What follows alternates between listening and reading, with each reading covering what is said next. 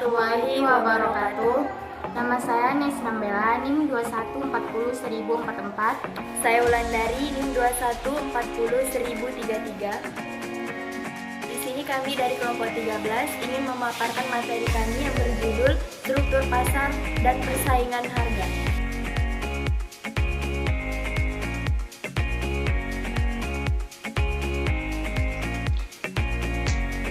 Sebelum masuk ke struktur pasar, di sini saya akan menjelaskan sedikit apa itu pasar.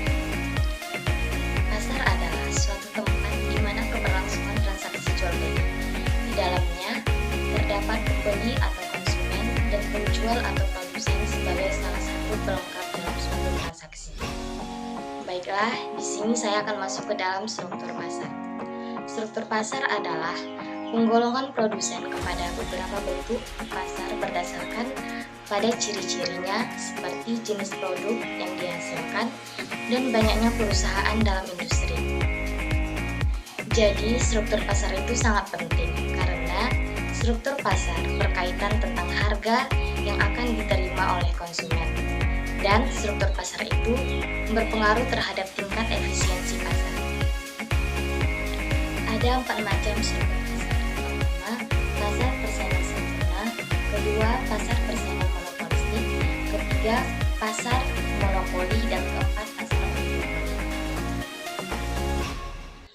Baiklah, di sini kita akan membahas tentang pasar persaingan sempurna. Pasar persaingan sempurna merupakan struktur pasar atau industri di mana banyak terdapat penjual dan pembeli, dan setiap penjual dan pembeli tidak dapat mempengaruhi keadaan pasar. Pasar persaingan sempurna merupakan barang yang dihasilkan relatif homogen. Yang dimaksud dengan homogen di sini berarti produk yang dihasilkan itu mampu memberikan kepuasan terhadap konsumen. Ada beberapa ciri-ciri pasar persaingan sempurna. Yang pertama, perusahaan adalah penerima harga. Karena pasar ini mereka hanya bisa mengambil atau menerima harga. Yang kedua, setiap perusahaan mudah keluar atau masuk. Jadi setiap perusahaan itu dia bebas keluar masuk, tidak ada hambatan atau mungkin harus izin kemana kayak gitu. Yang ketiga, produknya itu homogen atau barang yang dihasilkan itu barang yang serupa. Yang keempat, terdapat banyak perusahaan di pasar. Yang kelima, pembeli mempunyai pengetahuan yang banyak mengenai pasar. Yang keenam, setiap produsen bisa mendapatkan informasi pasar atau harga pasar yang berlaku dengan cepat. Yang ketujuh, tidak ada campur tangan pemerintah.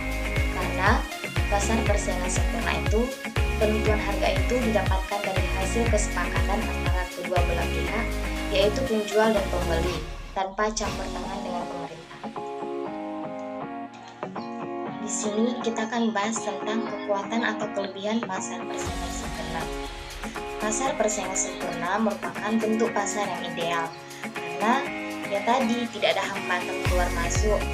Lalu perusahaan berproduksi pada skala efisien dengan harga produk paling murah dan diharapkan outputnya maksimum serta memberikan kemakmuran yang maksimal karena harga jual rata-rata murah dan membuat masyarakat nyaman. Tapi di sisi lain ada kelemahannya juga nih. Yang pertama, minim inovasi karena produknya hampir sama, jadi inovasi produk sangatlah kecil. Kemudian menimbulkan biaya sosial, contohnya biaya pengelolaan sampah. Ketiga, karena produksinya homogen, otomatis pilihan konsumen juga terbatas. Yang keempat, biaya dalam pasar persaingan sempurna mungkin lebih tinggi dan distribusi pendapatan tidak terlalu merata. Sekarang kita masuk ke pasar persaingan monopolistik. Pasar persaingan monopolistik adalah suatu pasar dengan beberapa penjual yang menawarkan produk atau barang yang serupa namun berbeda di beberapa aspek. Di sini ada beberapa asumsi tentang pasar persaingan monopolistik. Yang pertama, produk dari setiap penjual agak berbeda, jadi ada diferensiasi produk beda dengan pada pasar persaingan sempurna. Dan Pasar ini juga menyediakan informasi yang sempurna terkait dengan harga dan juga kualitas. Pembeli dan penjualnya banyak. Struktur dan pasar ciri-cirinya hampir sama dengan pasar persaingan sempurna. Pasar ini memiliki karakteristik yang mempunyai sedikit sentuhan berbeda dengan pasar persaingan sempurna, yaitu kalau di pasar persaingan sempurna itu produknya homogen, ya kalau di pasar persaingan monopolistik itu produknya heterogen atau banyak banget macamnya. Selanjutnya, iklan di sini sangatlah penting karena semakin banyak produk, otomatis yang digencarkan adalah iklannya, dan hambatan untuk masuk dalam industri ini juga kecil. Baik, saya sebagai pemateri kedua akan melanjutkan materi mengenai pasar monopoli. Pasar monopoli adalah kondisi di mana hanya ada satu atau sedikit penjual di dalam pasar sehingga tak ada pihak lain yang menyainginya. Pasar ini menjadi bentuk interaksi antara permintaan dan penawaran di mana hanya ada satu produsen yang berhadapan dengan banyak konsumen. Adapun ciri-ciri pasar monopoli, yang pertama yaitu industri satu perusahaan. Yang kedua, barang atau jasa yang tak punya pengganti.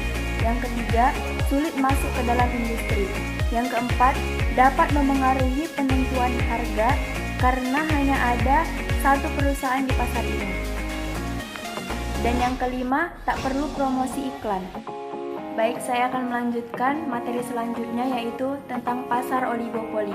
Pasar oligopoli adalah jenis pasar di mana jumlah produsen atau penjualnya lebih sedikit, sedangkan pembelinya relatif banyak. Oleh sebab itu, pasar ini dikatakan juga sebagai pasar dengan persaingan tidak sempurna. Adapun ciri-ciri pasar oligopoli, yang pertama, penjualan bersifat homogen. Yang kedua, ada dua produsen atau lebih. Yang ketiga, memerlukan strategi marketing yang matang. Dan yang keempat, harga saing relatif sama. Dan yang kelima, sulit ditembus dari produsen utama. Yang keenam, kebijakan dari produsen utama berpengaruh pada produsen lain. Adapun jenis pasar oligopoli. Yang pertama, pasar oligopoli terdiferensiasi. Yang kedua, pasar oligopoli non-kolusi. Dan yang ketiga, pasar oligopoli homogen. Dan yang keempat, pasar oligopoli kolusi. Baik, saya akan melanjutkan materi tentang pandangan Islam terhadap persaingan pasar sempurna, persaingan pasar monopoli, dan persaingan pasar oligopoli. Baik, di sini saya akan memaparkan satu persatu. Yang pertama yaitu pasar persaingan sempurna. Konsep Islam menegaskan bahwa pasar harus berdiri di atas prinsip persaingan sempurna atau perfect competition. Namun demikian bukan berarti kebebasan tersebut berlaku mutlak, akan tetapi kebebasan yang dibungkus oleh frame aturan syariat. Kedua yaitu pasar persaingan monopoli. Pada dasarnya dalam ekonomi Islam, monopoli tidak dilarang. Siapapun boleh berusaha atau berbisnis tanpa peduli apakah dia satu-satunya penjual atau monopoli atau ada penjual lain, asalkan tidak melanggar nilai-nilai Islam. Dan yang ketiga yaitu pandangan Islam terhadap pasar oligopoli, yaitu Islam memandang pasar ini tidak terlalu menyimpang seperti halnya pada pasar monopoli. Tetapi dalam jenis pasar ini, perusahaan-perusahaan kecil menjadi tidak dapat berkembang dikarenakan kalah saing oleh perusahaan-perusahaan besar yang memang dari dulu sudah memiliki nama dalam masyarakat.